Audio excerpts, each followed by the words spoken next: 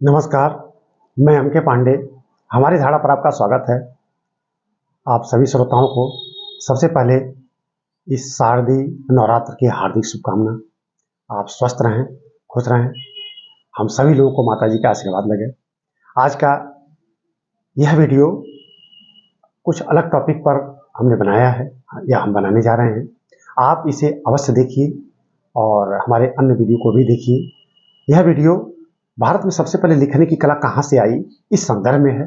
क्या हमें लिखना ब्रह्मा जी ने सिखाया? इसी को हम थोड़ा अपने शब्दों में और अब तक के जो शोध हुए हैं उनका एक तरफ से उदाहरण लेकर, उनका सहारा लेके हम अपनी बात रखेंगे। ये हमारी धारणा है, यह बहुत हद तक सही भी हो सकती है, गलत भी हो सकती है। तो क्या हमें ब्रह्मा जी ने लिखना सिखाया या हम कैसे लिखना सीखे, बहुत संक्षेप में हम अपनी जानकारी देंगे। जानकारी शुरू करें इससे पहले आपसे पुनः आग्रह है कि आप हमारे चैनल को जरूर सब्सक्राइब कर लें, इस वीडियो को लाइक और शेयर जरूर करें। तो हम अपनी जानकारी शुरू करते हैं। जैसा कि आप इस वीडियो का शीर्षक है कि क्या हमें ब्रह्मा जी ने लिखना सिखाया, तो निश्चित रूप से हमारे धर्मशास्त्रों में, हमारे ग्रंथों में, यहाँ तक कि चीनी विश्वकोश में भी यही बात आई है कि भारत में जो प्राचीन लिपि का विकास हुआ है, लिखने की कला जो विकसित हुई है, वो ब्रह्मा जी के ही द्वारा शुरू की गई है। तो इसमें कोई दो राय नहीं है। हमारे धर्म ग्रंथ यही कहते हैं। अब कितना सही है कितना गलत इसे सिद्ध नहीं किया जा सकता है, लेकिन वर्णन तो है। विदेशी इतिहासकार क्या कहते हैं, विदेशी विद्वान क्या कहते हैं, हम थोड़ी सी संक्षिप्त जानकारी देंगे। तो सबसे पहले शुरू करते हैं कि लिखने की कला या लिखने या लिखना शब्द कहाँ से आया होगा, लेखन कौशल कहाँ से आया होगा। तो जो भी रिसर्च हो रहे हैं अब तक के जो रिसर्च सामने आए हैं उसके आधार पर यह कहा जा सकता है कि आज से लगभग 5000 वर्ष पूर्व, यानी ईसा पूर्व 250 के आसपास या 3000 के आसपास, आज से 5000 वर्ष पूर्व जो सैंधव सभ्यता हमारे पश्चिमोत्तर क्षेत्र में विद्यमान थी, उस सभ्यता में कुछ प्रतीकात्मक अक्षर लिखे गए हैं जो चीन के प्रतीकात्मक अक्षर से मिलते जुलते हैं। उनको पढ़ने की बहुत कोशिश की गई। डॉक्टर प्राणनाथ जैसे विद्वानों ने उनको पढ़ने की अपनी तरफ से बहुत कोशिश की, लेकिन अब तक वो पढ़ी नहीं जा सकी है लिपि। तो एक तो हम कह सकते हैं कि सैंधव सभ्यता में लिपि का तो ज्ञान था, लेकिन हम उसको अब तक पढ़ नहीं पाए हैं, इसलिए अभी उसकी तरफ बहुत ज़्यादा ध्यान नहीं जा रहा है। उसके आधार पर बहुत सारे विदेशी इतिहासकार, बहुत सारे अन्य इतिहासकार या विद्वान यह कह देते हैं कि सैंधव सभ्यता में हो सकता है लिपि का ज्ञान न रहा हो, लेकिन हम अपने धर्म ग्रंथों पर अगर विश्वास करें तो ऐसा लगता है कि भारत में लिखने की कला बहुत प्राचीन, दसों हजार वर्ष पहले से यह कला विकसित हो गई थी और हम लिखना पढ़ना जानते थे। अब जो विदेशी इतिहासकार करते हैं, विदेशी विद्वान कहते हैं, सबसे पहले हम अलबरूनी का नाम लेंगे। अलबरूनी सभी लोग जानते हैं, अलबरूनी भारत आया था। तो अलबरूनी ने जो अपने लेख लिखे हैं उसमें उन्होंने कहा है कि भारत में पाराशर ऋषि से पहले लिखने की कला नहीं मालूम थी। पाराशर ऋषि से पहले लोग लिखना नहीं जानते थे। पाराशर ऋषि वेदव्यास के पिता, तो पाराशर के बाद वेदव्यास ने उस लिखने की कला को भारत में निश्चित रूप से उसका प्रचार प्रसार किया और उनसे आगे लेखन कौशल विकसित हुआ। अब फिर उन्होंने वेदों, पुराणों, धर्मग्रंथों का संकलन किया वेदव्यास ने। अब विदेशी इतिहासकारों में तो यह है। फिर इसी तरह से एक विदेशी स्रोत चीनी जो विश्वकोश है, चीनी विश्वकोश का नाम है फावान सुलिन। चीनी विश्वकोश का नाम है फावान सुलिन। यह विश्वकोश भी कहता है कि भारत में सबसे प्राचीन लिपि जो है वो बाएं से दाएं लिखी जाती है।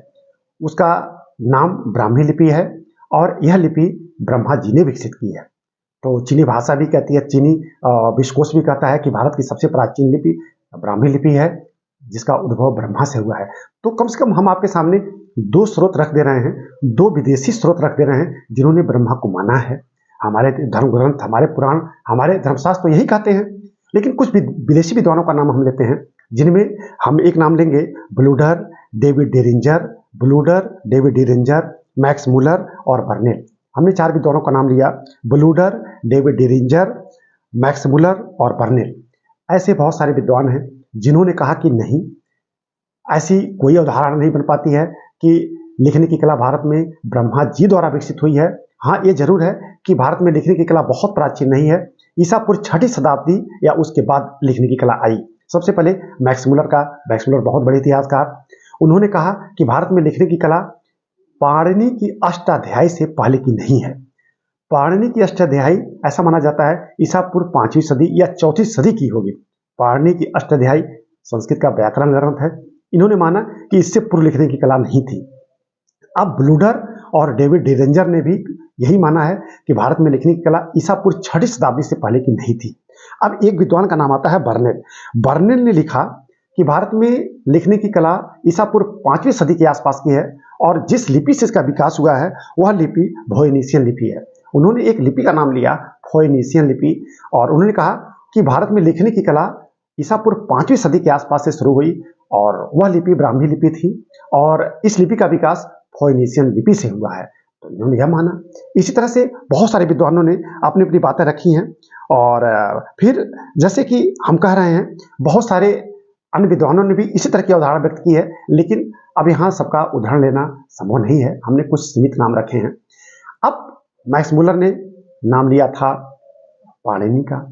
पाणिनि की अष्टाध्यायी में ही लिखा है कि इनसे पूर्व यानी पाणिनि से पूर्व भारत में लोग जिस तरह से लिखते थे, जिस कला से लिखते थे, जिस भाषा में लिखते थे, उसका नाम था यवनानी। यानी दो शब्द एक विशेष रूप से आ रहा है, यवनानी और फोइनिशियन। तो पाणिनि में भी यवनानी था, यवनानी शब्द कि इससे पहले लोग जो भाषा बोलते थे और जिस तरह से लिखते थे उसके लिए यवनानी शब्द आया है।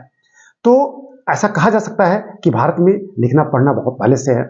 तो हमने आपको कुछ नाम गिनाए। अब हम आते हैं अपने प्राचीन पुस्तकों पर, अपने धार्मिक पुस्तकों पर। इनमें सबसे खास बौद्ध ग्रंथ हैं। बौद्ध ग्रंथ ललित विस्तार, बौद्ध ग्रंथ ललित विस्तार में इसका वर्णन मिलता है। ललित विस्तार में 64 लिपियों का उल्लेख है, 64। इसमें सबसे प्राचीन ब्राह्मी लिपि मानी गई है। इसी तरह से जैन ग्रंथों में भी ब्राह्मी लिपि को ही सबसे प्राचीन लिपि भारत की मानी गई है। लेकिन जैन ग्रंथों में कई जगह यह बात आई है कि जैन तीर्थंकर में सबसे जो प्राचीन तीर्थंकर, इनके जो धर्मगुरु, इनके जो भगवान सबसे प्राचीन ऋषभ देव जी महाराज हैं। ऋषभ देव की पुत्री बम्पी, उनको पढ़ाने के लिए जिस लिपि का विकास हुआ उसे ही ब्राह्मी लिपि कहा गया। तो ऋषभ देव का ही अगर हम समय कैलकुलेट करें तो कहा जाता है कि वो सैंधव सभ्यता के समकालीन थे। यानी ईसा पूर्व 2500 के आसपास ऋषभ देव को की गणना की जाती है, 2500 या 2000-2500 के बीच में।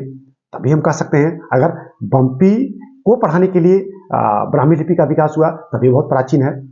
तो अब हमारे बहुत सारे विद्वानों में हमारे डॉक्टर NC दास, गौरी शंकर ओझा और डॉक्टर राजबली पांडे जैसे विद्वानों ने, विदेशी जो विद्वान हैं और हमारी भाषा, हमारी लिपि के संदर्भ में उन्होंने जो अवधारणा व्यक्त की है उसको सिरे से खारिज कर दिया है। इन विद्वानों ने कहा कि ऐसा कुछ नहीं है, भारत में लिखने पढ़ने की कला बहुत प्राचीन है। अगर हम अपने साहित्य को देखें या विश्व के साहित्य को देखें तो सबसे प्राचीन ग्रंथ तो ऋग्वेद है और ऋग्वेद ऐसे नहीं रख दिया गया है। यह कह के हम पल्ला नहीं झाड़ सकते हैं कि ऋग्वेद केवल सुनने के लिए था, श्रुति, यानी गुरुकुल में गुरु शिष्यों को रटा देते थे। लेकिन हमारे ग्रंथों में पाठक शब्द आया है। प्राचीन हमारे ग्रंथों में पाठक शब्द आया। पाठक किसे कहा जाएगा? पाठक जो पढ़ के तैयार करे, पाठक जो पढ़ के रटे। तो पाठक शब्द तो आया है। अब एक्सप्लेन करने की यहाँ कोई जरूरत ही नहीं है। जब पाठक शब्द है तो पढ़ने के लिए है। तो निश्चित रूप से गुरुकुल में केवल रटवाया जाता नहीं रहा होगा, लिपि का ज्ञान जरूर रहा होगा। तो हम ऐसे कह सकते हैं कि भारत की, चाहे विदेशी स्रोत भी मान लें, चाहे भारत का ही स्रोत मान लें, एक चीज तो तय है कि भारत की सबसे प्राचीन लिपि, अभी आप यहाँ देख सकते हैं, ब्राह्मी लिपि है। सबसे प्राचीन लिपि ब्राह्मी लिपि है। अब उसका उद्भव ब्रह्मा से हुआ या नहीं, यह तो हमारे आस्था श्रद्धा की बात है। हम इसको अगर आस्था श्रद्धा से जोड़ते हैं तो ब्रह्मा से जोड़ते हैं, अगर इसको ऐतिहासिक वैज्ञानिक दृष्टि डालते हैं तब भी ब्राह्मी लिपि ही भारत की सबसे प्राचीन लिपि है।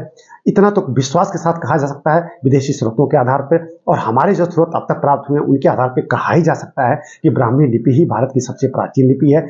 किसने इसका विकास किया, कैसे यह लिखने की कला विकसित हुई, यह शोध का विषय है।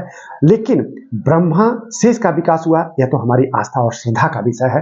तो अब इस संदर्भ में हम बहुत कुछ नहीं कह सकते हैं। तो हम इस बात से और अपने इस दो शब्द से अपना यह वीडियो यहीं बंद करना चाहेंगे कि भारत में लिखने की कला बहुत प्राचीन है।